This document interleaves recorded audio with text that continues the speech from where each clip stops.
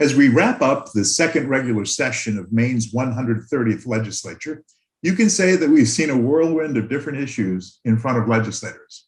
However, there are a few issues that are important as how we handle matters involving Maine's children who need help across our state. Hi, I'm Senator Rick Bennett of Oxford, and it's my pleasure to bring you this week's Republican Radio Address. There's no doubt we've had to tackle some tough challenges during this session.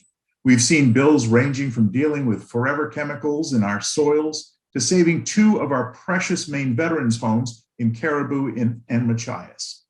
Yet what has been one of the most eye-opening issues for me has been how we handle child welfare and safety at the Department of Health and Human Services, Office of Child and Family Services.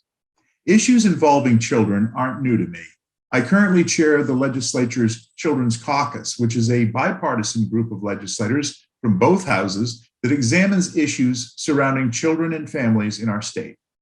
Our mission is simple. We work to improve the availability and effectiveness of services across the system of care through both government and various community groups. And our goal is to improve outcomes for Maine's children and families.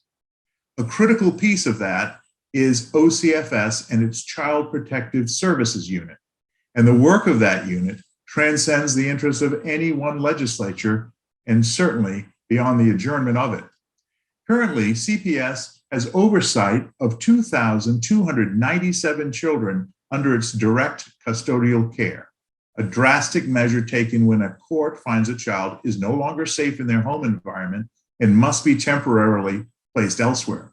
On top of that, they oversee another 1,500 or so children in foster care and about 4,500 through child care subsidies. In 2021, CPS conducted almost 9,800 child abuse investigations. In all, DHHS is involved with about 18,000 children across its many programs and services. Yet in 2021, 4 children aged 4 and younger who were in OCF custody died within weeks of each other in May and June. But that wasn't the worst of it. Last year ended up being the deadliest on record, with another 25 child deaths linked to cases of abuse or neglect that were being tracked by OCFS.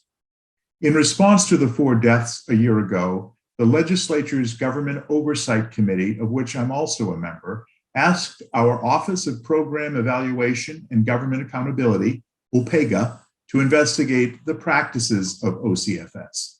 What they found was a staff of caseworkers who were overworked and often didn't have the required time to complete full investigations that would effectively assess children's safety. They also recommended to DHHS management that they evaluate the nature and extent of after-hours work requirements and expectations currently placed on caseworkers, which could lead to burnout. That may all be good, but it doesn't go far enough. What we saw from both OCFS and DHHS is a defensive culture that indicates a lack of transparency, and it seems there may be deeper problems. After OPEGA released its report, and my committee met in March to review it, DHHS's commissioner turned the tough but fair questions from legislators who are charged with oversight and government accountability into a narrative about how we were attacking the department and its staff.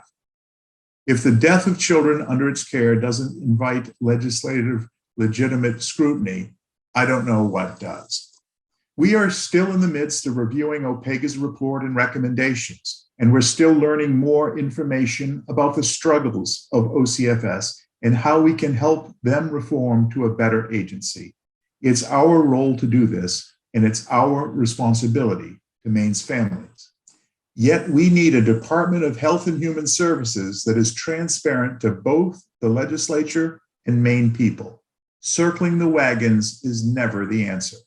Again, I'm Senator Rick Bennett of Oxford, and I hope you have a great weekend.